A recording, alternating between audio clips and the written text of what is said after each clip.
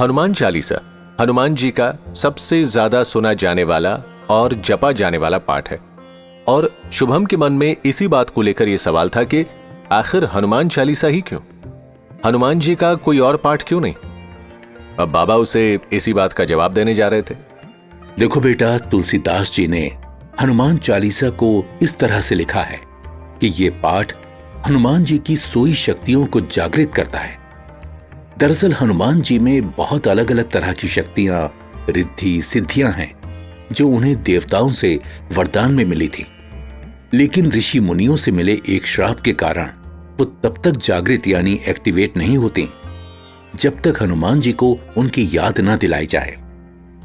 मगर बाबा, मुझे ये बात समझ नहीं आ रही कि हनुमान जी तो इतने शक्तिशाली देव हैं, ऊपर से मन, वचन, कर्म से शुद्ध और पवित्र हैं। उन्होंने तो कभी किसी ऋषि मुनि का बुरा नहीं किया होगा। वे तो भक्तों के रक्षक हैं, फिर उन्हें कोई श्राप कैसे मिल सकता है? दरअसल बात ऐसी है कि हनुमान जी को सभी देवी देवताओं ने उनके बचपन में ही अलग अलग तरह के वरदान और सिद्धियां देकर उनकी शक्ति को बढ़ा दिया था, मगर तब उम्र में छोटे होने की वजह से उनमें शक्तियों को संभालने की समझ नहीं थी। भले ही वो शक्तिशाली हो गए थे, मगर थे तो बच्चे ही। वो बाल सुलभ चंचलता में ऋषि मुनियों के साथ शरारत कर दिया करते थे। जैसे कभी छोटा सा रूप लेकर जंगल में जाकर छिप जाते, कभी आकार बड़ा करके लोगों को डरा देते, कभी ध्यान में आंख बंद करके बैठे हुए तपस्वियों, योगियों को ऊपर हवा में उठा देते या किसी को पेड़ पर बैठा देते। हालांकि हनुमान जी के हिसाब से तो वो छोटी शरारतें ही थी, लेकिन उनकी शक्तियों की वजह से छोटी शरारतें भी बड़ी हो जाती थी और दूसरों के लिए बड़ी मुश्किलें खड़ी कर देती थी। और इसी कारण एक बार एक ऋषि ने उन्हें श्राप दे दिया। ओ शैतान बालक, तूने अपनी शक्तियों से यहां हम सबको बड़ा परेशान किया हुआ है, इसलिए मैं तुझे श्राप देता हूं कि तू अपनी सारी शक्तियों को इसी क्षण भूल जाए ताकि फिर किसी को ना सता सके।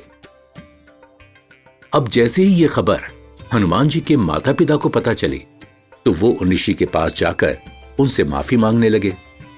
तब उन ऋषि ने अपना श्राप वापस लेते हुए कहा, यह बालक वैसे तो अपनी शक्तियों को भूला रहेगा, लेकिन जब इसे इसकी शक्तियों की जरूरत होगी तब किसी के याद दिलाने पर इसे उनकी याद आ जाएगी और ये उनका उपयोग कर सकेगा। साथ ही उसमें हमेशा इतनी विवेक बुद्धि रहेगी कि वो कभी भी शक्तियों का गलत उपयोग नहीं करेगा। तब से इस श्राप के कारण हनुमान जी को उनकी शक्तियों की याद दिलानी पड़ती है और ये काम हनुमान चालीसा करती है। वो कैसे बाबा? बेटा, हनुमान चालीसा की चौपाइयों पर जरा ध्यान दो। क्या कह रही हैं वो? सूक्ष्म रूप धरी सिए ही दिखावा, बिकट रूप धरी लंक जरावा, भीम रूप धरी असुर संहारे, रामचंद्र के काज संवारे, लाए सजीवन लखन जियाये, श्री रघुबीर हर्षि उर लाए। यानी हे हनुमान जी, अपने माता पिता को सूक्ष्म रूप में दर्शन दिए, लेकिन विशाल रूप बनाकर लंका को जलाया, भीम का रूप बना करके असुरों को मारा और श्री राम के कार्य को पूरा किया। वो आप ही हैं जिन्होंने संजीवनी बूटी लाकर लक्ष्मण जी के प्राण बचाए। इसी तरह आगे हनुमान चालीसा में आता है, संकट कटय मिटय सब पीरा, जो सुमिरय हनुमत बलबीरा। यानी जो हनुमान जी का ध्यान करता है, उनकी साधना करता है, उनके सारे कष्ट मिट जाते हैं, सारे संकट दूर हो जाते हैं। ये सभी आसान भाषा में लिखे हुए ऐसे चमत्कारिक मंत्र हैं जो हनुमान जी को उनकी शक्तियां याद दिलाते हैं। अगर पूरे मन से, भक्ति भाव से हनुमान चालीसा पढ़ी जाए तो हनुमान जी की शक्तियां जागृत होती हैं और भक्त की रक्षा करती हैं। उसके बिगड़े काम ऐसे ही बनाती हैं जैसे जरूरत पड़ने पर श्री राम के असंभव दिखने वाले काम भी संवारे थे।